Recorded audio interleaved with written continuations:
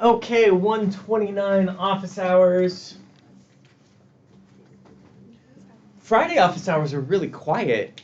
There's a lab section. I know, but also because the homework is due today, I think. In any case, we're going to start with number 2. Can someone go ahead and read? We're looking at mastery question 5.2.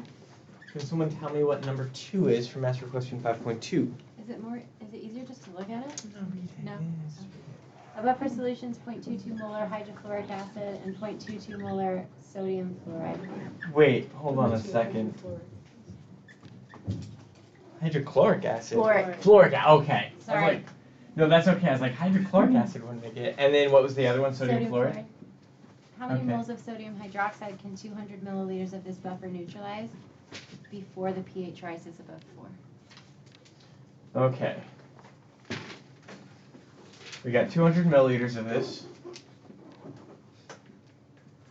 And we want to know, is it in volume? Yes. The answer, we want Moles, volume. Moles? Moles? Yes.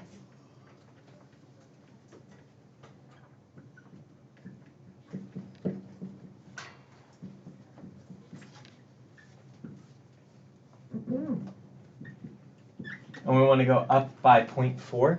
How much can you add before the pH rises above 4? Oh, above 4. Yeah.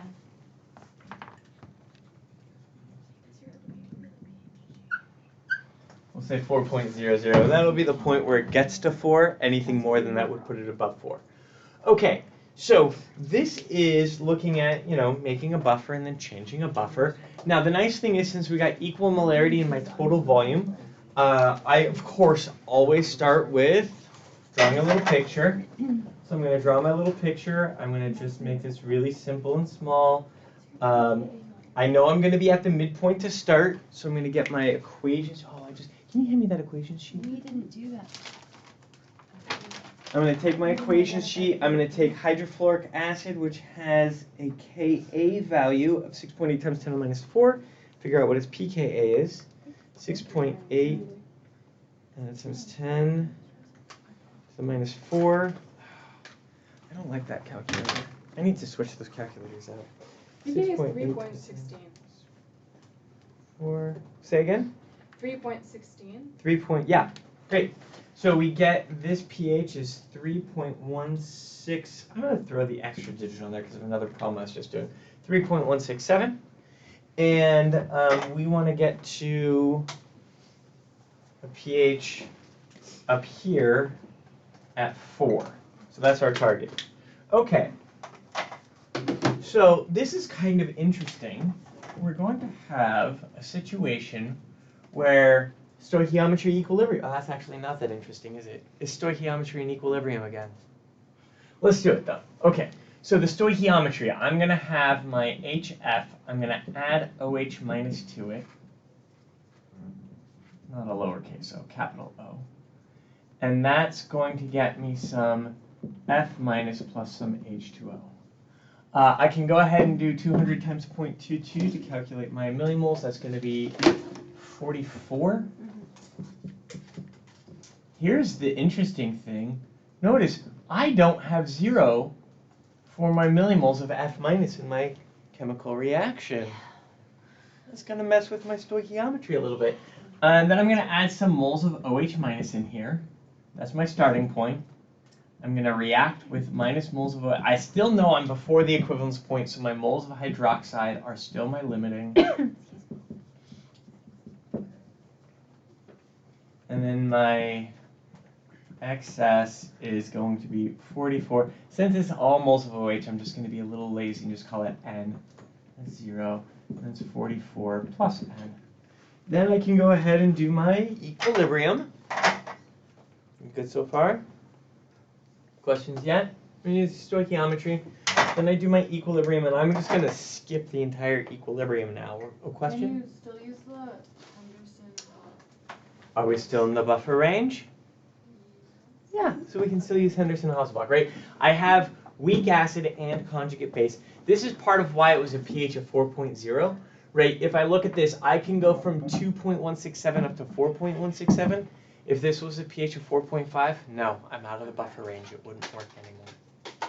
So I can go ahead and I can just do, you know what? pH is equal to pKa plus log. And I'm going to write this down like this. F minus over HF. That looks like a P. And then I'm going to take my stoichiometry here, and I'm going to drop that in. I'm going to drop in all my numbers. So I'm going to have 4.00 equals 3.167. We could probably round this to 17 and be okay. Let's do that. I just helped somebody, if you remember me yelling down the hallway, it was a rounding error.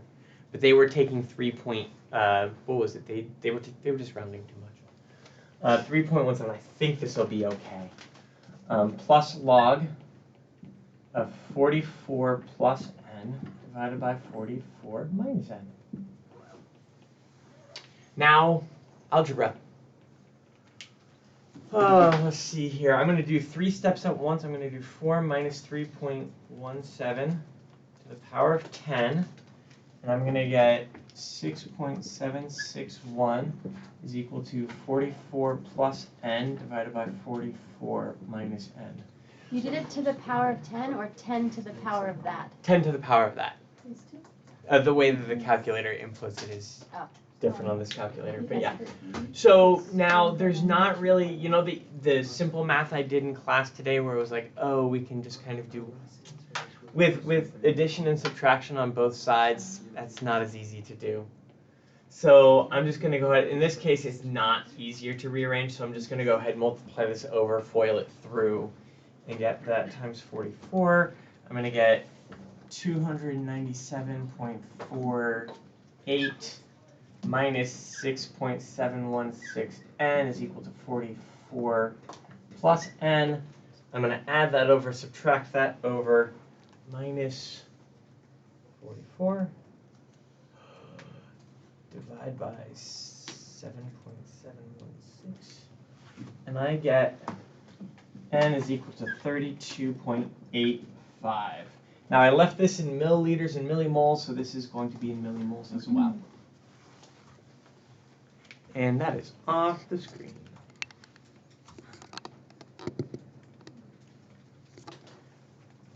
Hey. I don't know if we can fit more people in here, but... Perfect. Okay. I'm going to open the window. Okay, so I went through that pretty quick. Was there any spot where you were like, whoa, what the heck are you doing? Or was that okay? Stoichiometry, non-zero value for our conjugate base in our stoichiometry. Seems scary, but we're still just doing stoichiometry. We get our excess point. We skipped our equilibrium table, just wrote down the Henderson-Hasselbalch, dumped our stoichiometry into the Henderson-Hasselbalch, which means excess small approximation twice, water is negligible, ratio of concentration is ratio of moles, all of those things go into it. Question over here and then over there. At the bottom, it should be 6.761, right? Instead of 6. Oh yeah. Yeah, I flipped numbers accidentally there, yes.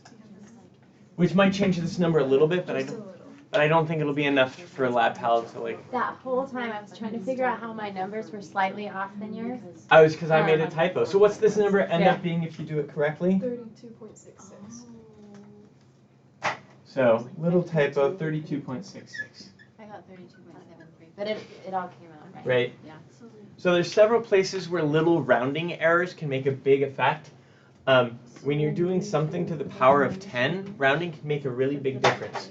So if I used 4 minus 3.167 and did that to the power of 10, I get 6.8076 here. That's how I got that. Which will change the numbers a little bit. Eventually it should be within like rounding errors, within an acceptable margin of error of like 5%. But you do have to watch out those to the power of 10s. Rounding can make a big impact. Now this is our millimoles. Now I think that's what the question is asking for, right? So this would be to a pH of 4.00. And that is how we would do that. Question over here. Why did you the moles for the conjugate base, but like in lecture today you didn't. So this buffer was made from weak acid and conjugate base both being present already. Okay. Right, so when we were making the buffer in class, we were doing it just from weak acid with strong base. Here, we've got something that's made from weak acid and conjugate base both present already. And we're modifying that existing stoichiometry by adding extra base or extra acid to it. You're going to do this a lot in lab next week. Like this type of calculation is like the main point of lab next week. And we'll spend more time looking at calculations like this on Monday. It's not really any different from what we've been doing.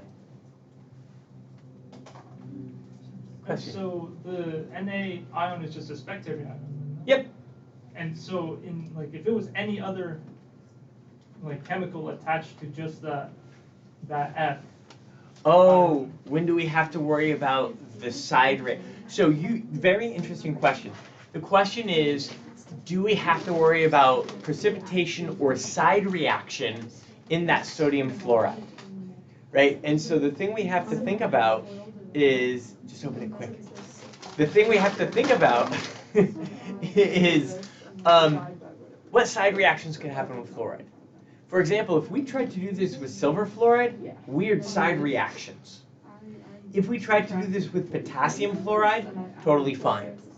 Right, so to answer that question, and you notice I always do it with sodiums, like almost always, so I don't even need you to worry about the side reaction idea yet. We'll get that later on. But you would look at the KSP value of, or the solubility of whatever fluoride compound, fluoride salt you're looking at. And as long as the solubility was really big, or the KSP was really big, we wouldn't worry about the side reaction. And it turns out sodium fluoride has a giant KSP, a really high solubility, so we don't need to worry about the side reaction. Other questions about number 2? And notice, did I really need to do this little thinking picture? Probably not, but I still like to do it because it still helps me frame what I'm thinking about. I could have calculated the equivalence point and other things like that. It just helps me think. Didn't need it for doing the problem, but it helps me think. On to number 3. Hey. Okay. So that was number 2.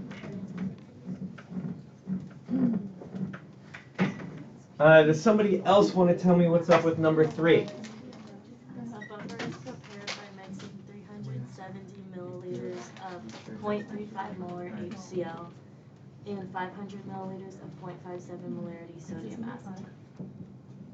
What is the pH? Okay.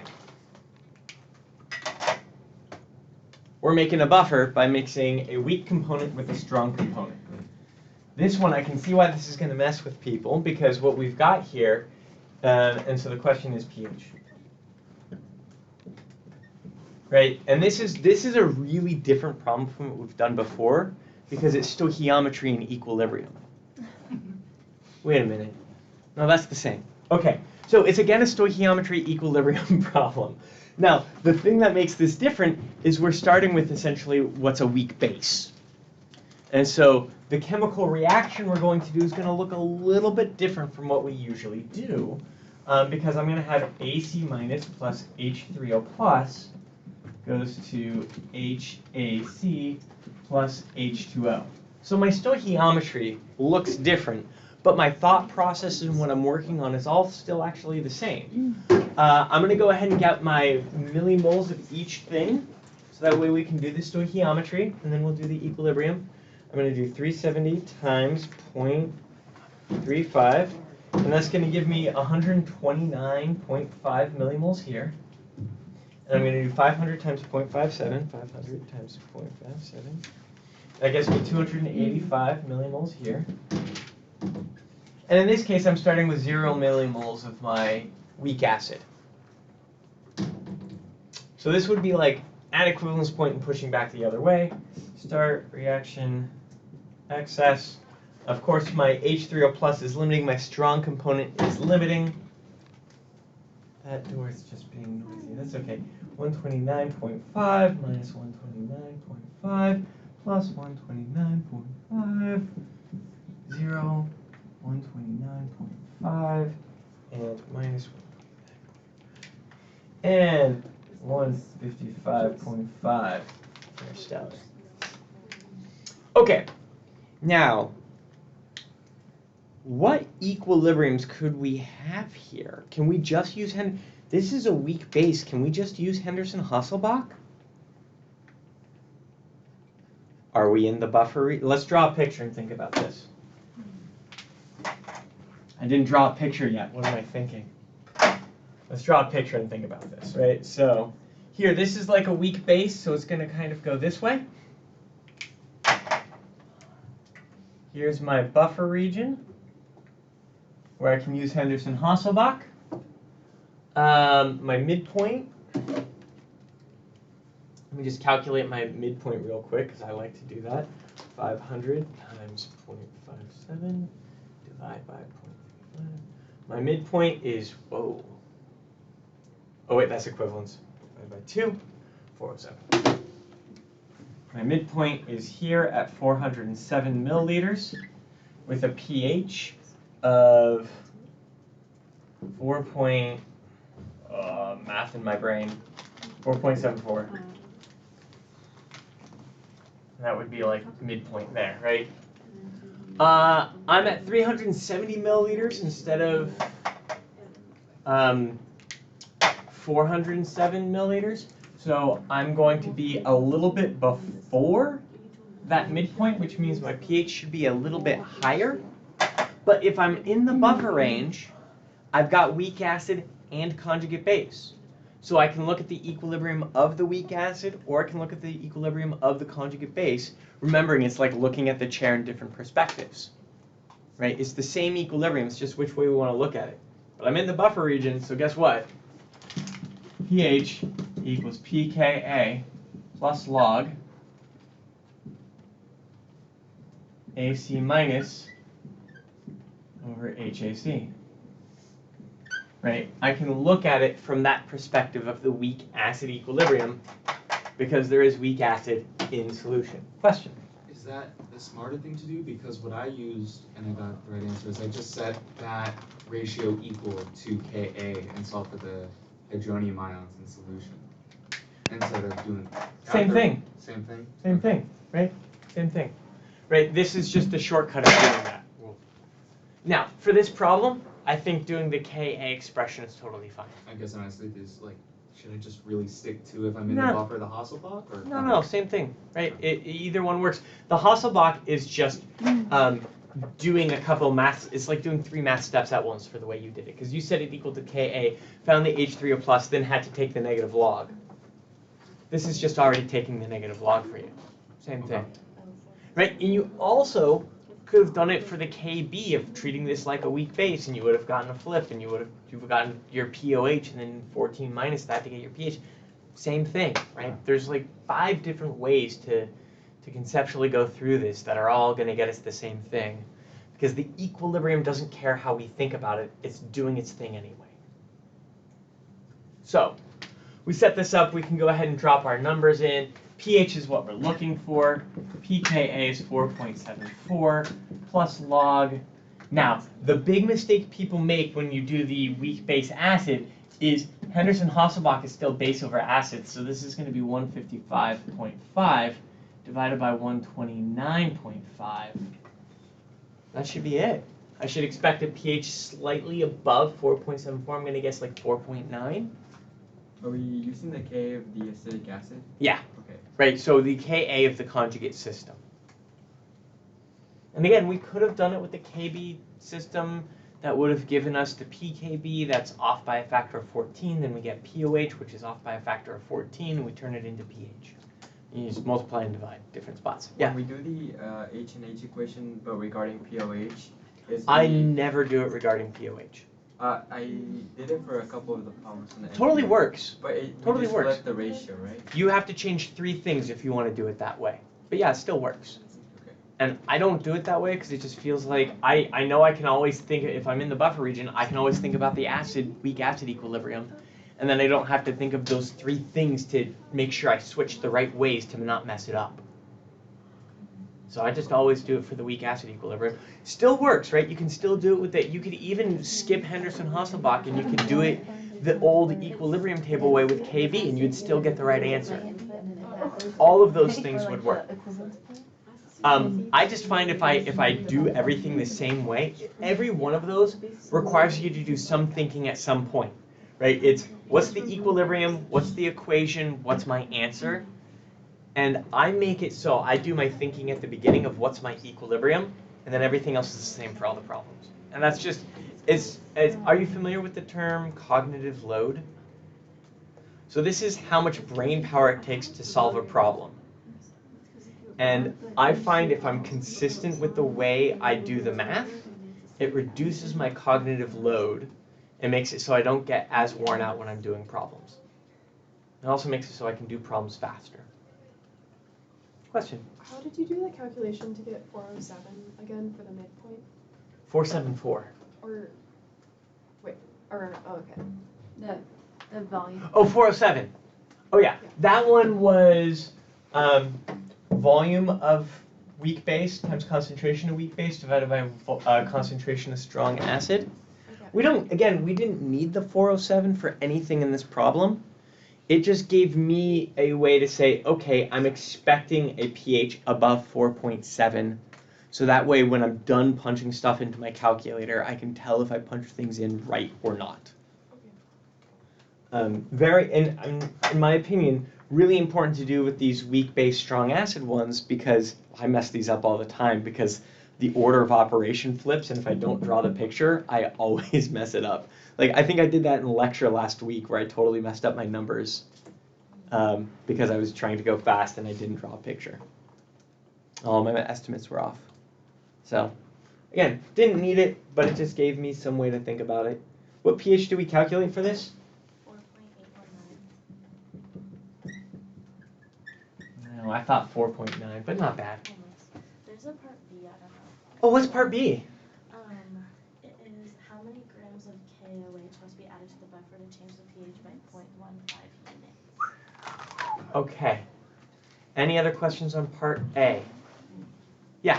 Why is the ratio in the Henderson-Hasselbalch AC over HAC? Isn't it product over reactants? I didn't write down the chemical equilibrium equation. You're just looking at the stoichiometry. So if I write down the equilibrium equation, let me write where could I fit that? I'll do it right over here. If I write down the equilibrium, I'm still doing the equilibrium at HAC plus H2O goes to AC minus plus H3O plus. I'm still doing that equilibrium. And again, because I have the choice, since I'm in the buffer region, I could do the weak acid equilibrium or the conjugate base equilibrium. Same perspective, different perspective of the same equilibrium. I always do the weak acid one, so that I always have the same form of the Henderson-Hasselbalch, and I don't have to worry about those three changes. If you're someone who's like, no, I'm really into just doing whichever equilibrium I feel like at the time, it's fine. pH becomes POH, pKa becomes pKb, and your fraction flips over. You don't I always do it this way, because also, there's almost no problems ask you to solve for a POH. They all ask you to solve for pH, so this is always going to be mathematically faster. Part B. Okay. Now, for part B, I'm going to erase all this stuff in blue, and then we're going to read part B again to see what happens. Except for this number, I'm going to write one more number here. pH equals 4.819. All this stuff in blue is going to go away. This orange box can go away. I erased my 407. That's okay for now. Part B says... how many grams of KOH must be added to the buffer to change the pH by 0.15 units?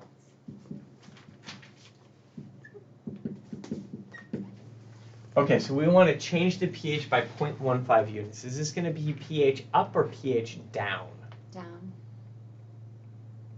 Oh, like up. Adding hydroxide, pH should go up. Our H3O plus concentration should go down, but our pH should go up. So that means I know my new pH is going to be, math is hard, 4.969. because I'm just taking that 4.81 and I'm adding numbers to it. Okay. Now, I'm going to have some stoichiometry that's going to be slightly different, where I'm going to have HAC plus OH minus. This is going to look real familiar, though.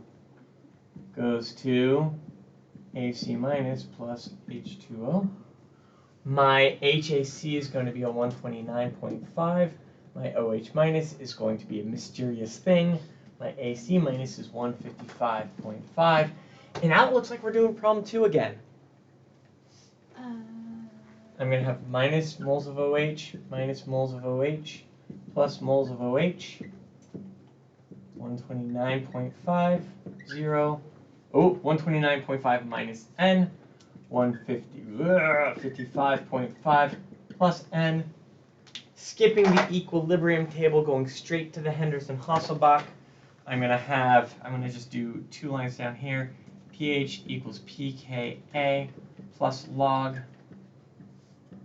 AC minus over HAC. Plug in all of my numbers that I know, and I'm going to get 4.969 is equal to 4.74 plus log AC minus 155.5 plus N divided by 129.5 minus N. Solve for N. Now, part B was a little bit strange because it was stoichiometry and then equilibrium. It's the same thing. Right, and I'm making the joke that it's always stoichiometry and equilibrium, but when we're doing these different things, right, all of these problems, at least the 3 we've looked at so far, 2, 3, A, and 3B, have all been a strong component with a weak component, right? After the midterm, by the end of week 8, we'll start looking at situations where we mess with that a little bit. And we have to, we're going to get back away from like buffers and titrations, and we're going to start looking at more complicated equilibrium, where we have to say, okay, well, what could possibly happen here? But these situations, and we were dealing with those even last week, where we still had to say, okay, what's in the beaker? What chemical reactions can happen, what equilibrium can be established. Same. I didn't jump through all of the math, but after you get that number of moles of hydroxide, just multiply by the molecular weight of potassium hydroxide to get it to grams. Don't forget that last step. That N is number of moles, not grams, and the problem is asking for grams.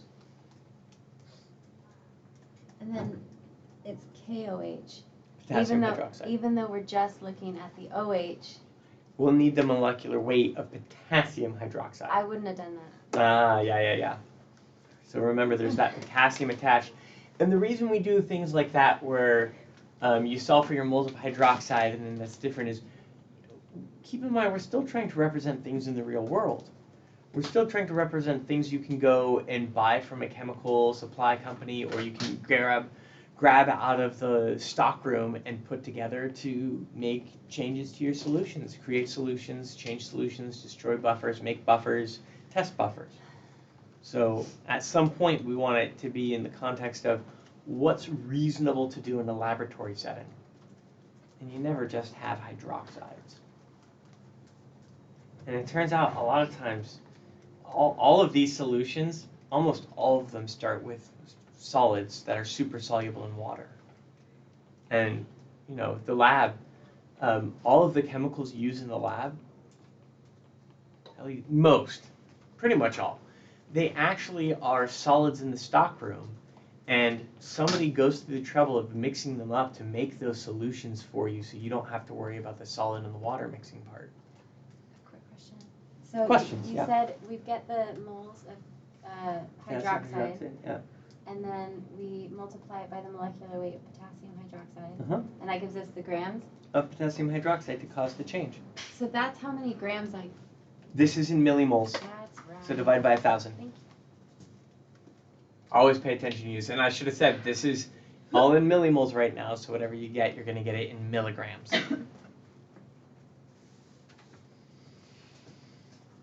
Good so far. Question, yeah? For the pH, you said is 4.969. I understand that's like 4.74 plus. Like 4.81 actually. 4.81 plus 0.15. Because this was modifying the buffer we made from part A. Not from the midpoint. The buffer we made in part A. Take the pH from part A and put that. Yes. Okay. So it's the pH in part A plus 0.15. Okay. Because we're adding hydroxide, so we sent the pH up by 0.15. Okay, so in any case where they would always have to give us the pH 2 and then like a pH 2 raise it to, because I thought when I was reading the question it was just like find a to raise the pH by 0.15, but 0.15 from what? So Yeah, there is a way where you can do that, and you can find a delta pH by doing essentially two equations where then the constant, which is the pKa, cancels out. And I think there's even a problem like that, either on this assignment or on last week's assignment. I think there was in the Last week's assignment, 5.1 had a problem like that. I solved it in the office hour videos last week if you want to take a look at that. It's a tricky one. But it's just you have to take the difference of the 2 points to cancel the unknown constant. Ready for number 4? Are we ever? I have a guess for what we're going to have to do for number 4. What is it? I think we're going to do stoichiometry and equilibrium. No way. I think. But I don't know what stoichiometry we're doing. And I don't know what equilibrium we're going to do. So, would someone else like to read number 4?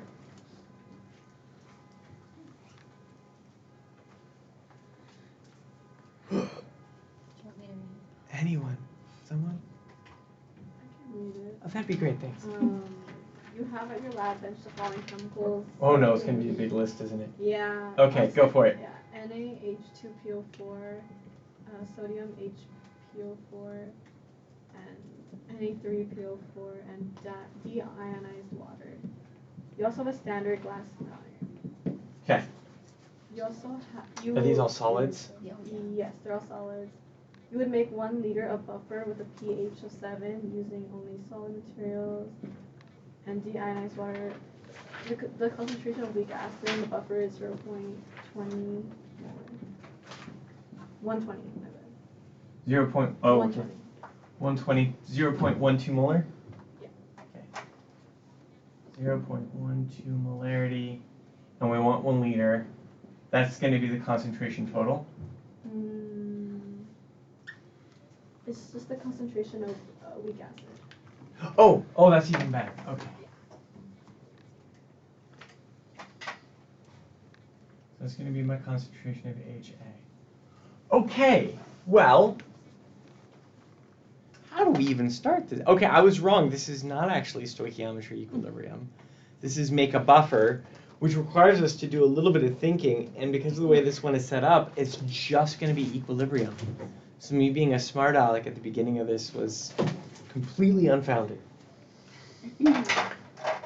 Okay, so the first thing I'm going to consider is we've got 3 different materials. There's a polyprotic system. I essentially have only 2 equilibrium I can consider. I can do my H2PO4 plus water to HPO4 and H3O plus. And I can do my HPO4, that's 2 minus, in water. That will give me an equilibrium to PO4 3 minus plus H3O plus. And I'm hoping one of these has a Ka or a pKa that's close to 7. So I'm going to look at my equation sheet. Is that the first one? It is. But I'm gonna calculate it, both of them. So this first one has a pKa equal to 7.2. I'm not even gonna look at it. I can look at the second one just for fun. 4.2 times 10 to the minus 13, negative log.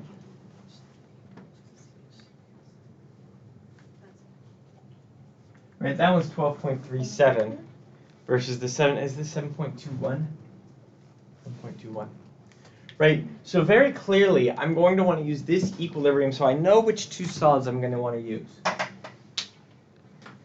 I'm going to want to use sodium dihydrogen phosphate and sodium hydrogen phosphate. I don't need the sodium phosphate.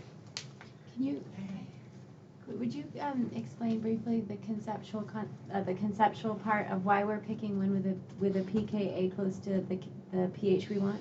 Remember, so we're creating a buffer, which means we want our buffer, our conjugate system, to have a pKa value, or rather a buffer range that captures our target pH. So this thing is going to have a buffer range of 11.37 to 13.37, which will not capture 7. This one is 6.21 to 8.21, which does a great job capturing 7. So we're going to be using this system. Now, this one is set up, this is one of the problems I warned you about, where we're going to have just Henderson-Hasselbalch, no stoichiometry. And how do we know that? Well, we were adding a weak acid to its conjugate base. That's just equilibrium, no stoichiometry. There's no strong component, no chemical reaction is happening. So I can just go ahead and say pH is equal to pKa plus log. And I'm going to do this as HPO4 2 minus divided by H2PO4 minus. And then I already know the concentration of my weak acid component. It was given. So I can go ahead and plug my things in. 7 equals 7.21 plus log HPO4 2 minus divided by 0.12. Solve.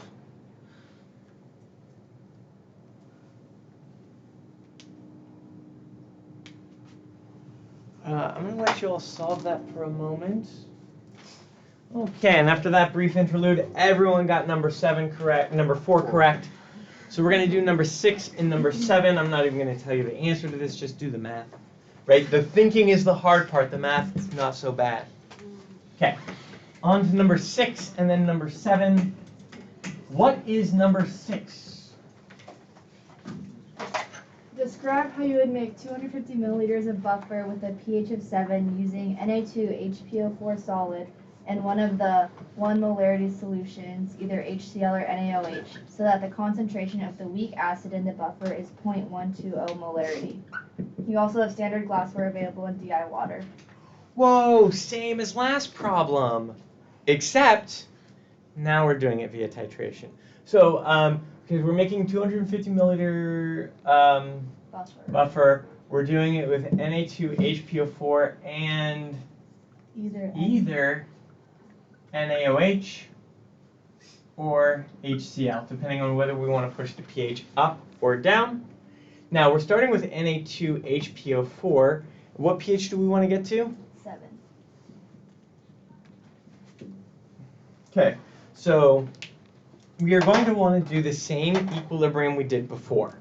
We're going to want to have H2PO4 minus plus H2O goes to HPO4 2 minus plus H3O plus.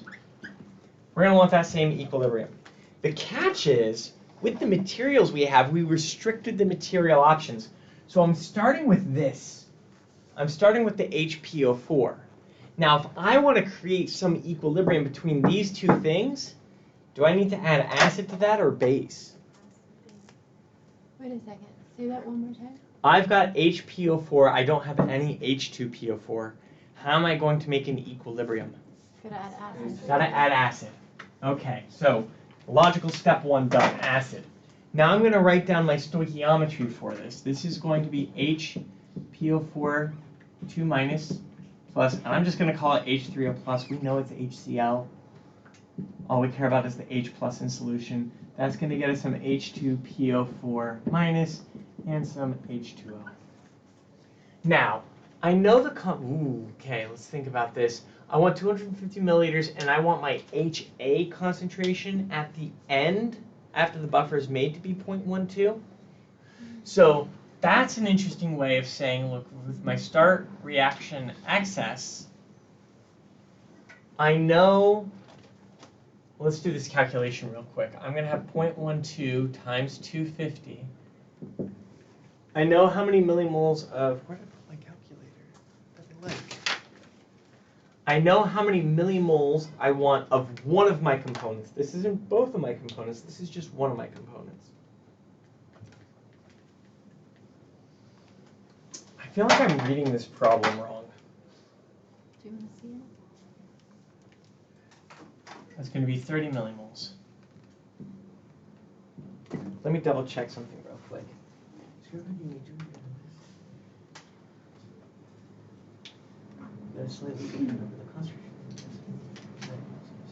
Okay, so I am thinking about this a little bit too hard. There's an interesting, no I'm not, this is fine. This is a weird problem. Okay, so I know at my excess step, I want this number to be 30 millimoles. I know it starts with 0 because I only have the sodium hydrogen phosphate, and I'm going to have some moles of H plus that I'm putting in. Now this is where it gets weird, because this is the bits I know, right? And there's kind of two different things. I also know I'm going to have some equilibrium, and I'm going to show you kind of how my brain is working and why I feel like I'm getting stuck.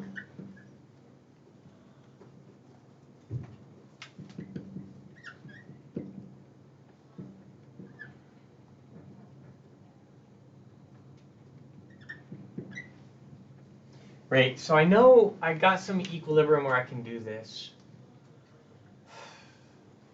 And I'm feeling stuck because if I just know the acid component, I don't know the total millimoles of the system. And that's bothering me. Because essentially what happens here is I end up with an unknown moles of here. I'm going to call it moles total. I don't know my total moles. And I have an unknown moles of H plus I'm putting in. I feel like both of those things are unknown, and I feel like that can't be right. Because if I don't know both of those things, I can't drop my stoichiometry into Henderson-Hasselbalch and do this all easy. I look at my Henderson-Hasselbalch and I'm like, well, it feels like there's only one thing I don't know in the Henderson-Hasselbalch, so I could calculate my concentration of HPO4. I think that's going to be easier. I think it's actually going to be easier to not think about the stoichiometry yet. Question?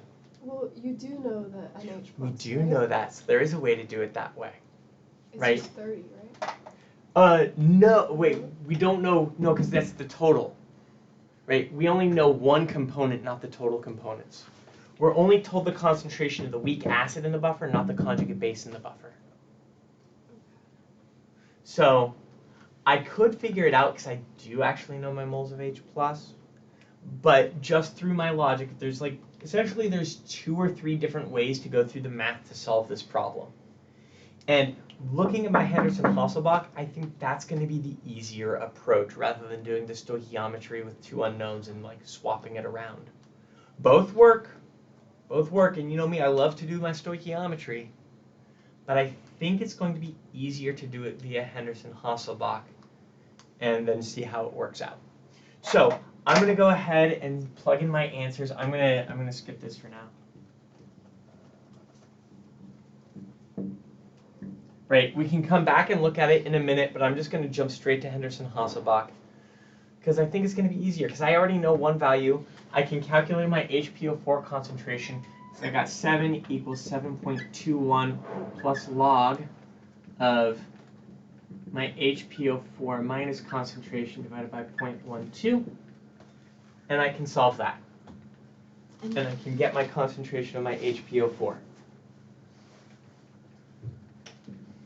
And my concentration of the HPO4, sorry, that should be 2 minus, not minus. And my concentration of the HPO4, 2 minus, it's just a little calculator work. Does someone already have it? I'm still trying to figure out where you got 7.21. That's the pKa. That's the which one? pKa of this equilibrium. Of the H. Okay. Yeah. I just remembered it from the last problem. So I just dropped it in there because I remembered it from the last problem. Let's all calculate it.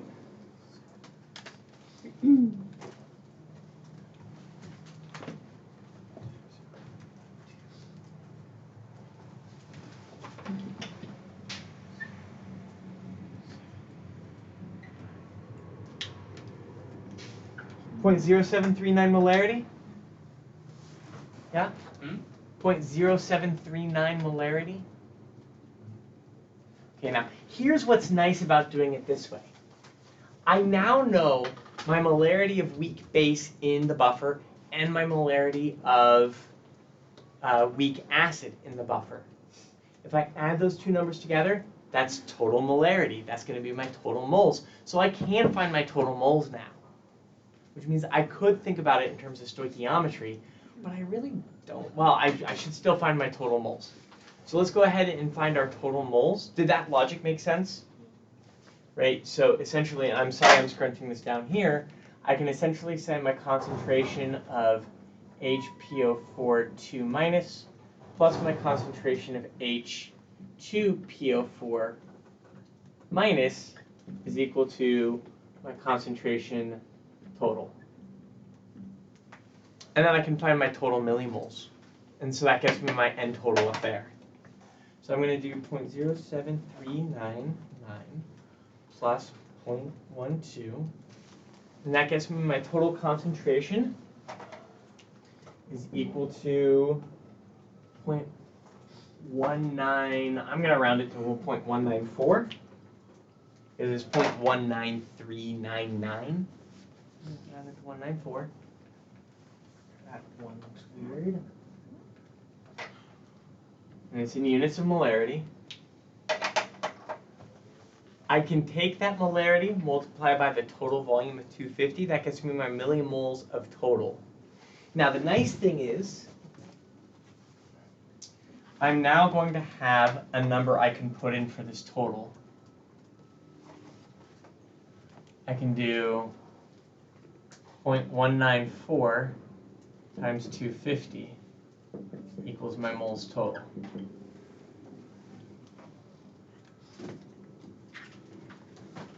So I now have 48.49 millimoles there. That will get me, and again, I could have done it with like just the stoichiometry, but I felt like the Henderson-Hasselbalch was an easier approach this time. We could have done it with just the stoichiometry, but the Henderson-Hasselbalch was the easier approach. And I'll show you the other way too, if you're curious. But I also know I have to get to number 7. So, this one that I said I didn't know, I actually do know. Right? Because I know 0 plus this number is 30, so my moles of H plus must be 30 millimoles. Oh, that's sweet. Right? So I actually already knew this thing must be 30 millimoles, because that's the only way I can get 30 millimoles of that weak acid there.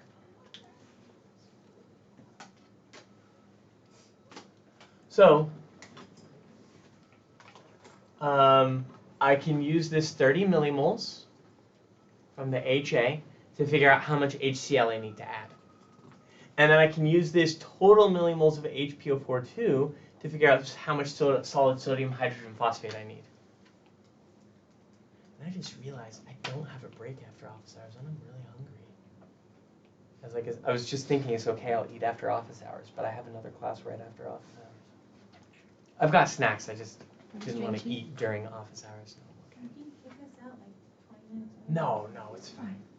I'll figure it out. It's got a 10-minute pass, right? It'll be fine. I can eat an apple in 10 minutes, it's fine. Why don't we just rally for snacks? We don't have snacks? Well, let me make list before I get distracted with snacks. Question 6. Looking in the hallway. Question 6. How are we feeling about it?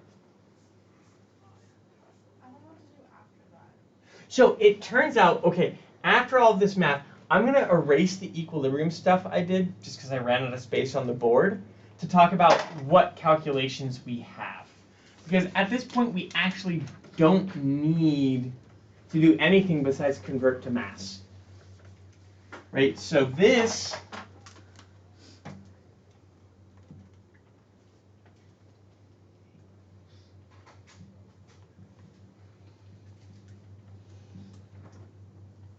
right? That millimoles we calculated from the total concentration, that is the millimoles of solid needed.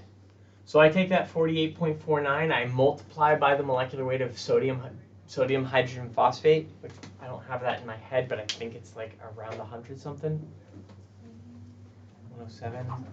I might be confusing with sodium dihydrogen phosphate, I don't know. 141.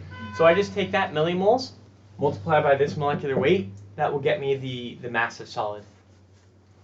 And this 30 millimoles, that's the millimoles of strong acid needed.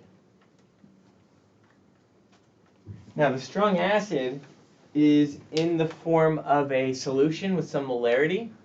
So I can take that millimoles, divide by molarity to get the milliliters of the strong acid I need. I'm not quite understanding the way this is presented here in that question. Number 6. What is it asking? What's the number of moles of the weak acid that contributes after the addition? Oh, so this is... Oh, so that's asking about the stoichiometry, right? So this is the fact that you're going to have like this minus moles of H3O plus here. For 48.49 minus moles of H3O plus. It's just asking about that setup of like how's the stoichiometry happening. Okay, so the HPO4 is our base, and then because it's just labeling acid and base, just yeah. Okay. Does that clear it up? How do you find the milliliters of the acid again? So I've got the millimoles of strong acid Yeah. needed, and I'm just going to take that, divide by its concentration. What's its concentration in the problem?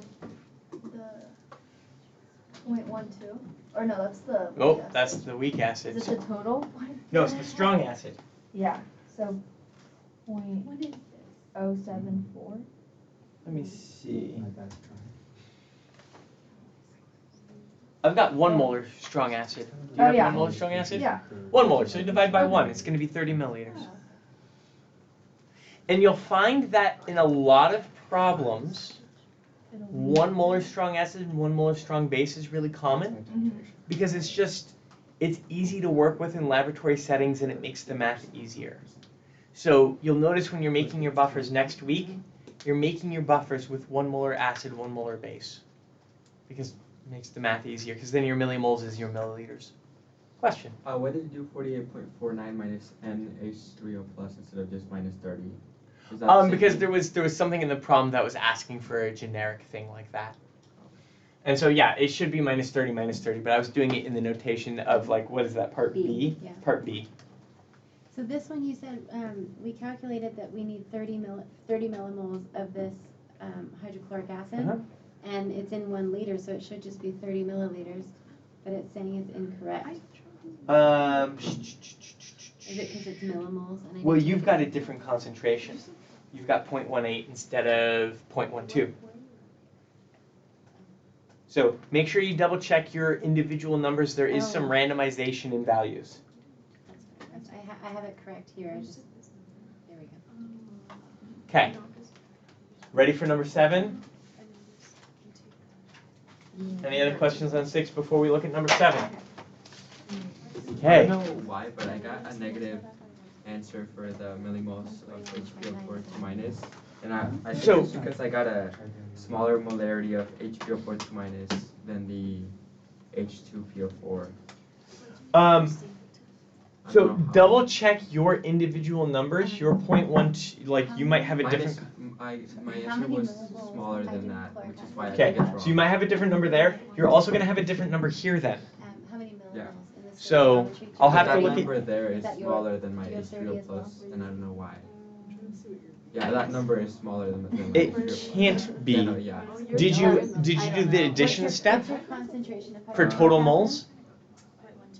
0.12. I erased it because Oh, no, if I it's don't think I did. yeah, so don't forget to add for total moles. Right, you're probably doing the moles of just your base rather than total moles. So make sure you do your addition step to get your total moles. Okay, here we go, number 7. What time is it? 1:18. Oh, we got plenty of time. Okay. Like in the problem. Oh, yeah, multiply it by. It's fine. I'll eat when I'm Yeah, your dead. milliliters Wait, that of doesn't the work. strong acid. Same thing as by sleep the when I'm dead. molarity of strong I don't acid. like it when people say I'll sleep when I'm dead. It's And like, no, then you divide won't. that by You just 1,000. like sleep is supposed to be rest so you can wake up again. You can't And do then that when you're dead. Okay, so let's look at number 7, last one that's on the list. Describe how you would make 250 milliliters of buffer with pH 7 using NH2PO4 solid and one of the 1 molar solutions, hydrochloric acid or sodium hydroxide, so that the concentration of the weak acid in the buffer is 0.17 molar. Weak acid? Yes.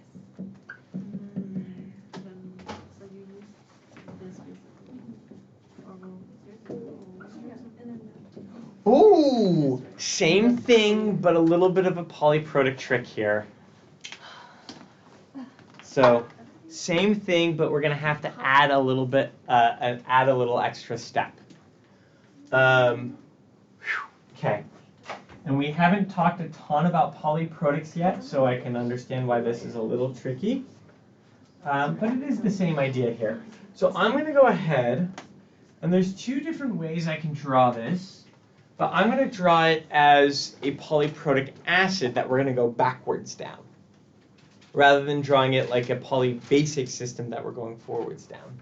Just because it's phosphoric acid, and that's just how my brain thinks about it. But same thing, either direction. So there's our first, second, third. Okay.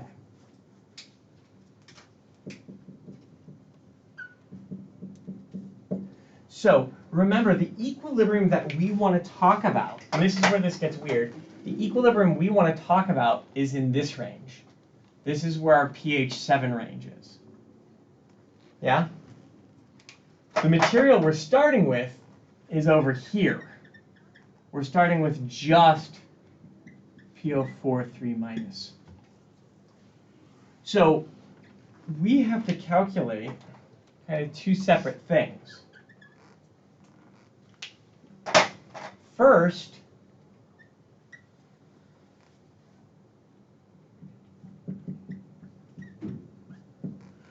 I have to turn all of that PO4 3- into HPO4 2-.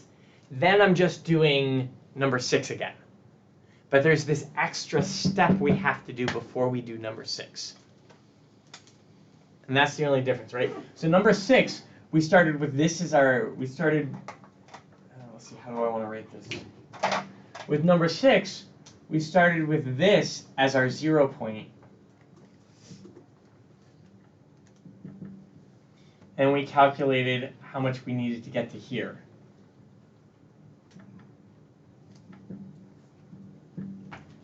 For number 7, this is our 0 point. And we're going to have to calculate that plus that. And kind of do 2 steps. Does that conceptually make sense? So are we still using HCl? We're still going to use HCl because we still have our weak base and we're trying to get towards a lower pH than that weak base would have. We're trying to protonate the weak base.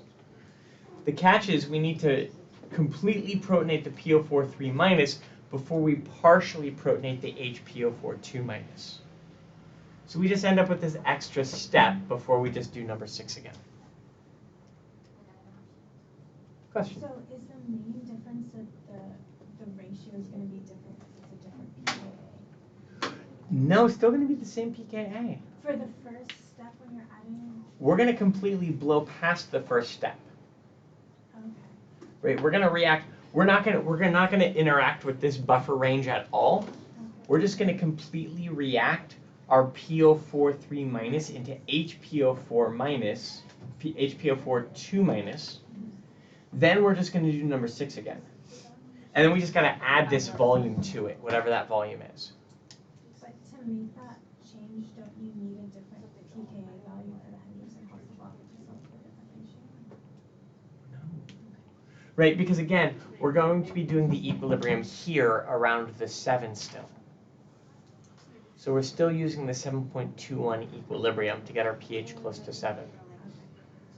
So I think because of that, it's still going to be easiest to start with the Henderson-Hasselbalch.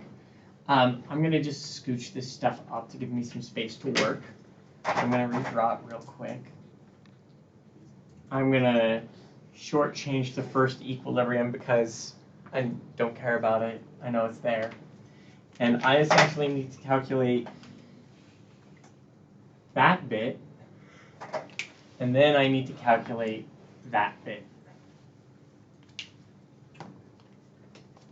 I'll call it volume 1 and volume 2, and then I just need to add those two volumes together. And again, I feel kind of stuck on this problem. The only reason I know I'm going to start with Henderson-Hasselbalch first is because I just did number 6. Right? And the reason I feel stuck is, like, to calculate this V1, I want total molarity, right? I want to know my total millimoles of system. I can't figure that out until I get total molarity. Henderson-Hasselbalch, so I'm just going to start and I'm going to calculate this little blue bit. So I'm just going to do number 6 again with some slight changes. I'm going to have pH is equal to pKa plus log HPO4 2 minus divided by 0.17. You notice my concentration has changed to 0.17. And then I can solve for my my pH is still 7. This is still 7.21. And I can solve plus the log of HPO4 2 minus divided by 0.17. I'm going to solve to get my concentration of HPO4 2 minus equal to something. And then I'll have my total concentration and I'll feel less stuck. No, there's a type I like. So 7 minus 7.21 power of 10 times 0.17. And I get 0.1048, which I'm just going to call 0.105.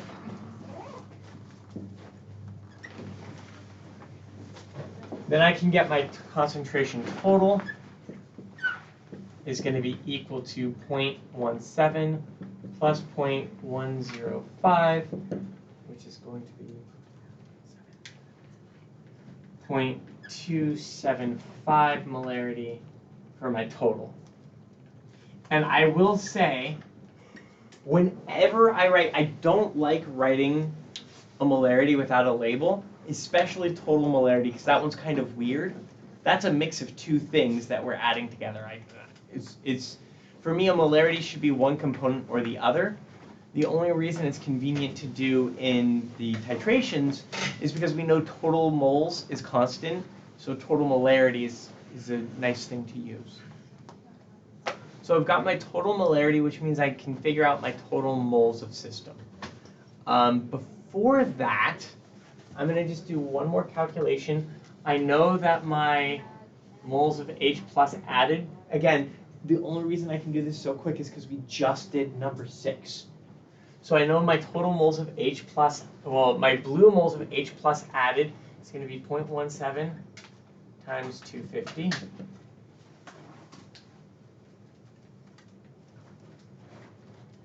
Which is 42.5. Since it's 42.5 millimoles, and the concentration is 1 molarity, I know this volume, the second volume I need to add, is 42.5 milliliters. And again, that's because I'm dividing by that 1 molarity of my strong titrant. So that's got me that blue bit I need to add in. How much is that green bit? Let me ask this. I'm going to use particular language for this and see if it makes sense to all of you. how much acid would I need to react one equivalent of that phosphate?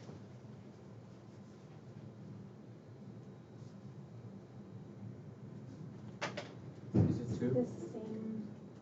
same amount of millimoles of the phosphate to make Which phosphate? just the ion, the PO4 3 minus. Yeah, how much PO4 3 minus do we have? Yeah, that's correct. Yes, we need to add an equal number of moles to react one equivalence. How many moles of phosphate do we have? We haven't calculated that yet. It's going to be the total, right? This number here is going to be related. So I'm going to bring this up here. I'm going to do 0.275 times 250. That's going to get me my total millimoles of conjugate system. So 68.75 millimoles total concentration is my total millimoles of system throughout this entire thing. And this is where the thinking becomes interesting. Okay, so here I'm 68.75 millimoles of PO4 3 minus, that's it. That's all I got. If I stopped in the middle here someplace, I'd have some number of millimoles of PO4 3 minus and some millimoles of HPO4 2 minus. Right, I'd have some mix of that. If I come all the way over to here, I'm 68.75 millimoles of just HPO4 2 minus. That's all I have. And then I keep reacting, and now I'm down here, I'm some mix of HPO4 2 minus and H2PO4 minus. Then if I come all the way over to here, I'm 68.75 millimoles of H2PO4 minus. And then I could keep going, but that's all we wanted to do. So I know my total millimoles. This thing is going to give me two different bits. This number is going to give me the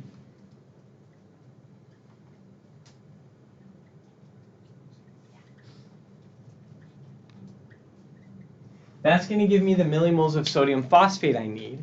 It's also going to give me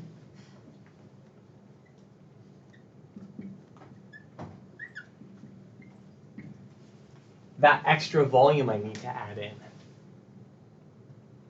So it's going to take 68 milliliters to get from the PO4 3 minus to the HPO4 2 minus. 68.75 milliliters.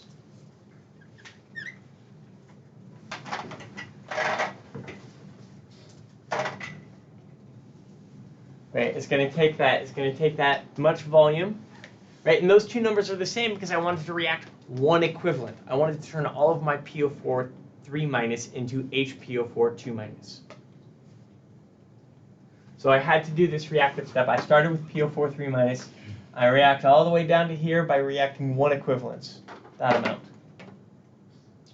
Then I add a little bit more than a little bit, but I add like 40 milliliters to get me someplace in this blue region. My target pH was just below the midpoint, so it's kind of going all the way down to there. So it makes sense that it's about a little bit more than half an equivalence.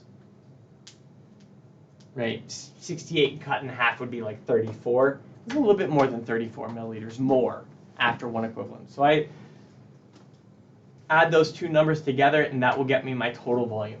The volume to react one equivalence, and then the volume to react to the correct pH.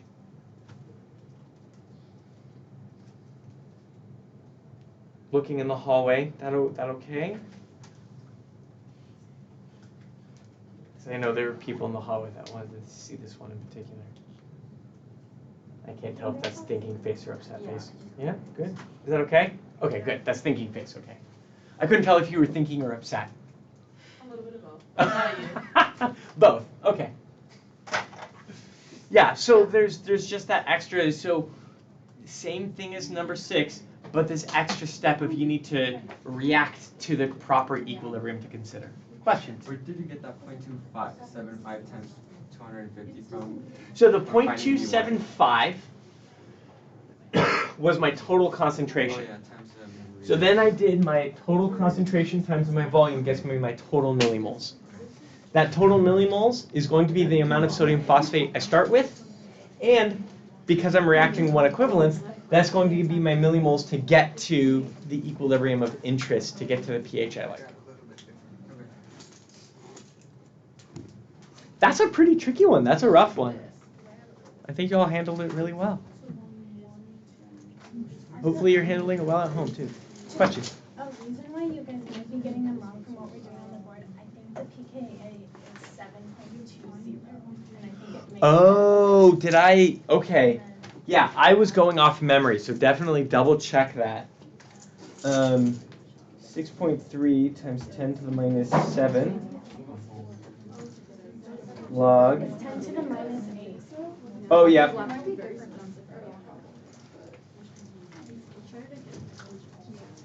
Oh, it's totally 7.20. So if you were following along, my apologies. I had a really bad rounding.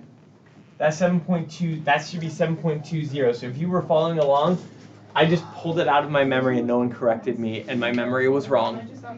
I should have double checked it. So that means all of my numbers are going to be slightly shifted, and it may seem weird that that rounding in the hundredths makes a difference, right? 7.20 versus 7.21, but it actually does because of that 10 to the power of 10. So 7 minus 7.2 is equal to 2.2 to the power of 10 times 0.17. Oops, messed up. I did subtract by. You bet. See ya. 1.07. Yeah, it changes 1.05 to 1.07. Should still be within rounding error, but it's going to be that rounding error is going to be carried through the whole problem and might throw off, like LabPal has like a 3 to 5% error allowance depending on the problem. Sometimes it's 3%, sometimes it's 5%. So 1.105 versus 0.107 might be enough to throw it off every once in a while. I didn't want to say anything earlier because I didn't know if it made that much of a difference. Does it make a huge difference? Like 105 versus 107, that's almost a 2% error. And almost a 2% error gets, like, if it was a little bit bigger, if it was like a 3% error, LabPal might not accept it. So that gets towards the range where LabPal might not accept it. Just 7.20 versus 7.21 was enough to throw off just a little bit. 2 to 3% error, which gets a little sketchy. For the midterm, what's the distribution of grades between multiple choice and grade short? I don't know. I have to finish writing it. Okay. What was it on the last one? That's a great question. There were like 5 short multiple choice, 3 long multiple choice, and a free response, or was there 2 free responses? 2 free responses, parts A through C. Also, I haven't done it on the homework yet, but there's a part that's like destroying a buffer. Is that going to be on the midterm? Not quite. Right. The other way you can think of destroying a buffer is push a buffer to the end of its capacity. So it's similar to things we've done. Yeah, I think it's similar to things that we've done. And we're going to have to do that next week for the buffers lab for sure. That's like a big part of the buffers lab. I will probably word it very carefully to make it sound like problems we've already done. Where, rather than making it more like vague. I'd probably have to word it really carefully. So, because like, that's the funny part about all this material is like most of the calculations we're doing right now, we actually did in week 2, right? Stoichiometry and equilibrium. But the context of them has changed, which is the important part. But that means there's ways I can word these problems so it sounds like stuff from the first midterm, just with acids instead of solids. And there's ways I can word these problems where it sounds like we're doing something completely different. I'm going to try to be careful with my wording to make it sound like things we've already done, just because we haven't had a ton of practice with that destroying a buffer language yet. Okay. But after we practice that language, we'll be all over the final. Other questions? So that was 2, 3, 4, 6, and 7. Was there any other problems before I stop recording? Were there any other problems people wanted to see? Yeah. Can you do number? Sorry, let me pull it up. Yeah, pull it up. Number 9. Sure. If you tell me what number 9 is it that really long one with 3 buffers? No. Okay. It's the first buffer destruction one. Oh, buffer destruction. Okay. Let's look at number 9 together. I'm going to erase all of this. Is that all on the screen? That's all on there. Okay.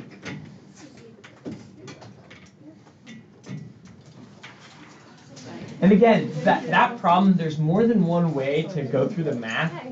I picked the way that I thought was going to be easier to do. We could have done those problems from the stoichiometry first. But with the setup, just the Henderson-Hasselbalch first was going to be easier. Okay, so what does number 9 say? A 420 milliliter buffer solution is 0.14 molar HNO2 and 0.14 molar KNO2. How many grams of barium hydroxide solid can this buffer neutralize before the pH increases by 1 unit?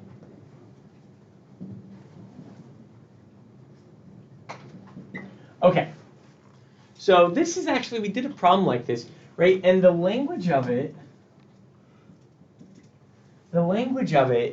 is a bit scary, but it's actually kind of the same. I think this is pretty similar to, was that number 3? Oh yeah, 3b. This is really similar to 3b. So first thing we have to do is calculate the pH of the buffer as it is now, which is pretty easy because it's it's half HNO2, half NO2 minus, so we're at the midpoint. So I can go ahead and calculate pH of this thing is just going to be equal to pKa, which I have over here, 7.1 times 10 to the minus 4, negative log, 3.15. Now I want to push the pH up by 1 unit. So my new delta pH, that's going to be go to 4.15. Oh, this is actually, yeah, we can totally do problems like this on the midterm. Right, language of it, I wouldn't call it a buffer destruction. I'd be like, oh, okay, how much? Now, I'm going to go ahead and say some stoichiometry needs to happen. Some equilibrium needs to happen. I'll go ahead and write the stoichiometry. It's going to be HNO2 plus OH minus goes to NO2 minus plus H2O. Let me calculate my millimoles of each thing here. Real quick, I'm going to do 420 times 0.14, and it's the same number for both, so I'll just do 420 times 0.14, and I'm going to get 58.8, and I'm going to have 58.8, and I'm going to have an unknown moles of hydroxide. Now, I know the moles of hydroxide is limiting because I'm not going to the equivalence point, I'm going to the end of the buffer region.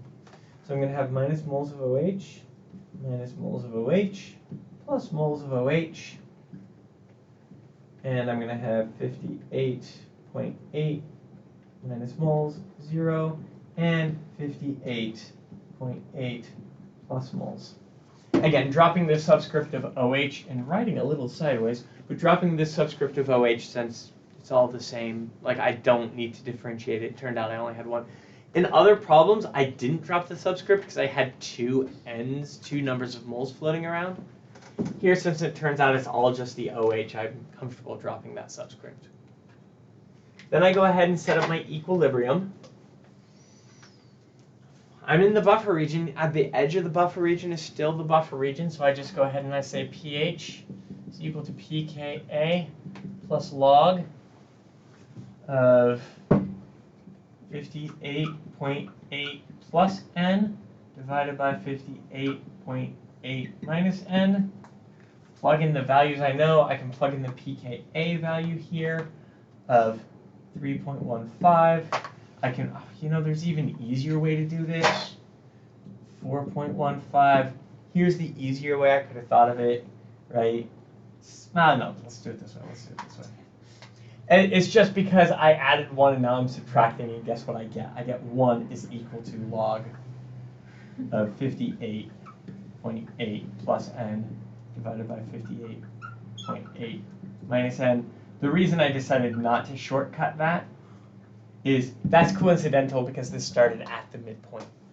Coincidence, not guaranteed. But I can do the log of that.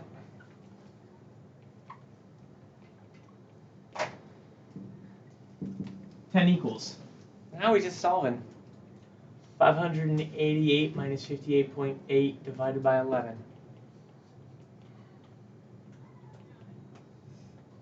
I can't do that in my head. Professor, how did you get a pH of 3.15? The pKa. Okay. Right, so I noticed, and technically I should have done a Henderson-Hasselbalch equation for it, but I noticed since it was 0.14 and 0.14, I just was like, oh, that's midpoint already. Right, since it's because it's half weak acid, half conjugate base. Okay. Right. Since it was half weak acid, half conjugate base, right? My moles, if I calculated my total moles, it'd be 58.8 plus 58.8, and half and half. So that's what made me comfortable skipping around. Okay, so let's see here. 588. Oops. It's just easy.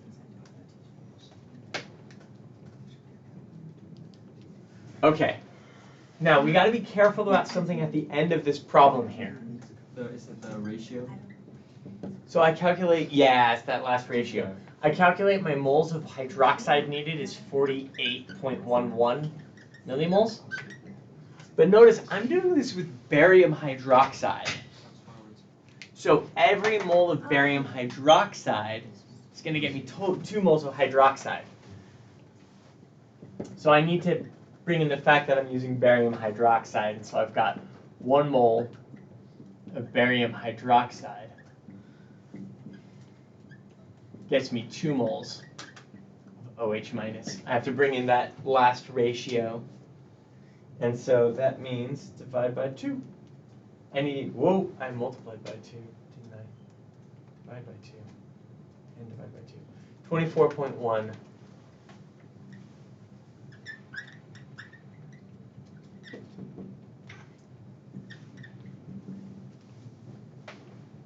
So I need 24.1.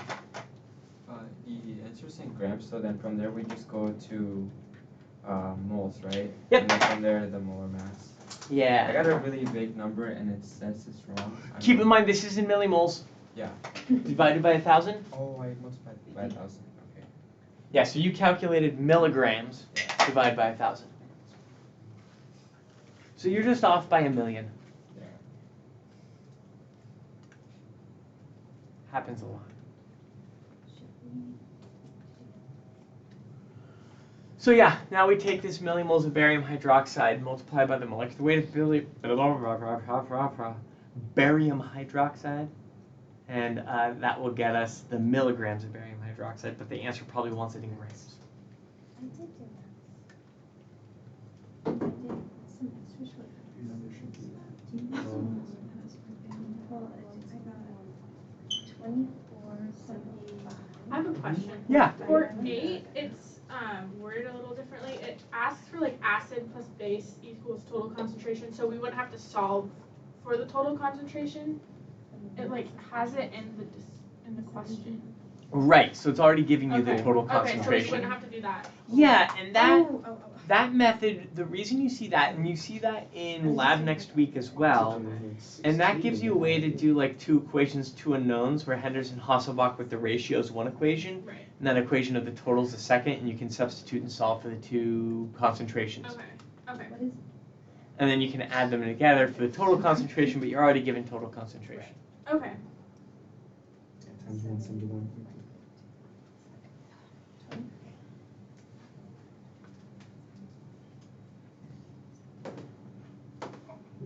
Other questions?